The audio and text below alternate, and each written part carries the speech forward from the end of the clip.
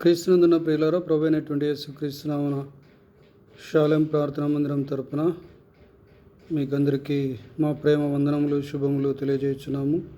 రోమీలకు రాసిన పత్రిక 3వ అధ్యాయము 7వ వచనం నుంచి కొన్ని వచనాలు చదువుకుందాం. ప్రియులారా, దేవునికి మహిమ కలుగునట్లు నా అసత్యము వలన దేవుని సత్యము ప్రబలిన ఎడల నేను ఇకను పాపినైనట్టు తీర్పు పొందనేలా మేలు కలుగుటకు కీడు చేయదమని మేము చెప్పుచున్నామని కొందరు మమ్మను దూషించి చెప్పు ప్రకారము మేమెందుకు చెప్పరాదు? అట్టివారికి కలుగు శిక్షావిధి న్యాయమే.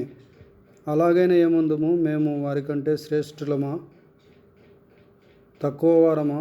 ఎంత మాత్రమును కాదు. యూదులేమి గ్రీసు దేశస్థులేమి అందరూ పాపమునకు లోనై ఉన్నారని ఇంతకుముందు దోషారోపణ చేసి ఉన్నాము. ఇందును గూర్చి వ్రాయబడినదేమనగా, నీతిమంతుడు లేడు, ఒక్కడును లేడు, గ్రహించువాడెవడును లేడు, దేవుని వెతుకువాడెవడును లేడు. క్రీస్తునందున ప్రియులారా, మనము చదువుకున్నటువంటి వాక్య భాగంలో మరి అపోస్తలుడైనటువంటి పౌలు ఈ విధంగా మాట్లాడుతూ ఉన్నారు. దేవునికి మహిమ కలుగునట్లు ఆయన యొక్క అసత్యం వలన, అంటే పౌలు యొక్క అసత్యం వలన, అంటే సత్యము అనుసరించిన జీవితం వలన దేవుని యొక్క సత్యము ఒకవేళ ప్రబలినట్లయితే, విస్తరించినట్లయితే, అంటే సత్యము ప్రకటించబడుతూ ఉన్నప్పటికీ తను అసత్యంలో జీవించినట్లయితే ఆయన ఇంకా పాపినై ఉన్నట్లుగా మరి తీర్పు పొందుతాడు. ఆ విధంగా నేను ఎందుకు అలా తీర్పు పొందాలి? కాబట్టి నేను సత్యంలోనే జీవిస్తానని మరి తెలియపరుస్తున్నట్లుగా మనము గమనించవచ్చు. ప్రియులారా, మేలు కలుగుటకు కీడు చేయదమని మేము చెప్పుచున్నామని కొందరు మమ్మను దూషించి చెప్పు ప్రకారము మేమెందుకు చెప్పరాదు?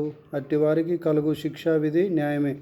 కాబట్టి మేలు కలగడానికి కీడు చేస్తున్నామని చెప్పేసి కొంతమంది ఊహించుకొని మమ్మల్ని గురించి చెప్తున్నారు. మేము అలా చేస్తున్నామని చెప్తున్నారు. మేలుగలుటకు కీడు చేస్తున్నామని మేము చెప్పుచున్నామని కొందరు మమ్మల్ని దూషించి ఆ విధంగా మా గురించి మాట్లాడుతున్న ప్రకారము మేము ఎందుకు చెప్పరాదు? అట్టి వారికి కలుగు శిక్షావిధి న్యాయమే. కాబట్టి అన్యాయంగా మరి నేరారోపణ చేయవారికి కలిగే శిక్షావిధి న్యాయమే. ప్రియులరా, కాబట్టి మరి అలాగైనా ఏమందుము? మేము వారికంటే శ్రేష్ఠులమా, తక్కువ వారమా? మేము వారికంటే శ్రేష్ఠులం కాదు, తక్కువ వారము కాదు అని పౌలు తెలియపరుస్తున్నాడు. ఎంత మాత్రమును కామంటున్నాడు. యూదులేమి గ్రీసు దేశస్థులేమి అందరూ పాపమునకు లోనై ఉన్నారని ఇంతకుముందు దోషారోపణ చేసి ఉన్నాము. కాబట్టి మరి యూదులేమి గ్రీసు దేశస్థులేమి అందరూ కూడా పాపము చేసి ఉన్నారని, పాపమునకు లోనై ఉన్నారని ఇంతకుముందు మేము వారిని గురించి దోషారోపణ చేసి ఉన్నాము. ఇందును గురించి వ్రాయబడినది ఏమనగా, నీతిమంతుడు లేడు, ఒక్కడును లేడు.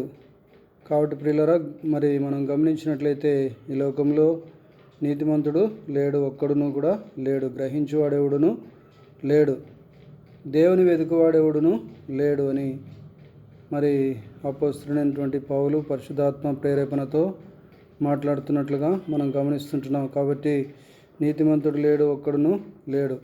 అయితే ప్రభు అయినటువంటి యేసుక్రీస్తు నామమునందు విశ్వాసం ఉంచితే నీతిమంతులు ఖర్జూర వృక్షం వలె మొవ్వు వేయుదురని వ్రాయబడింది. ప్రియులారా, కాబట్టి మనము నీతిమంతులముగా జీవిస్తున్నట్లయితే మనము ఖర్జూర వృక్షం వలె మొవ్వు వేస్తామని, అంటే దాని అర్థం ఏంటంటే నీతిమంతులు ఉన్నారు అని అర్థం.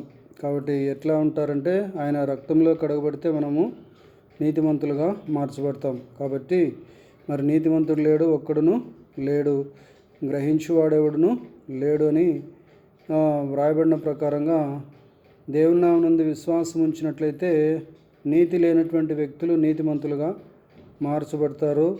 యథార్థవంతులుగా, పరిశుద్ధులుగా, మరి నమ్మకం కలిగినటువంటి వ్యక్తులుగా, దేవుని సేవించే వ్యక్తులుగా, దేవుని ప్రేమించే వ్యక్తులుగా మార్చబడతారని మరి మనం గ్రహించవలసినటువంటి వారంగా ఉంటున్నాం. ప్రియులారా, కాబట్టి మరి దేవుణ్ణి వెతుకువాడు ఎవడును లేడంటున్నాడు. కాబట్టి దేవుణ్ణి ఖచ్చితంగా వెతికినట్లయితే మరి దేవుడు వారికి దొరుకుతాడు. కాబట్టి ఆ విధంగా మరి దేవుణ్ణి వెతికి ఆయనను కనుగొని దేవుని చిత్తానుసారమైనటువంటి మార్గంలో ప్రయాణం చేయాలని ప్రభువైనటువంటి యేసుక్రీస్తు నామమున మీకు అందరికీ ప్రేమపూర్వకంగా తెలియపరుస్తూ ముగిస్తున్నాను.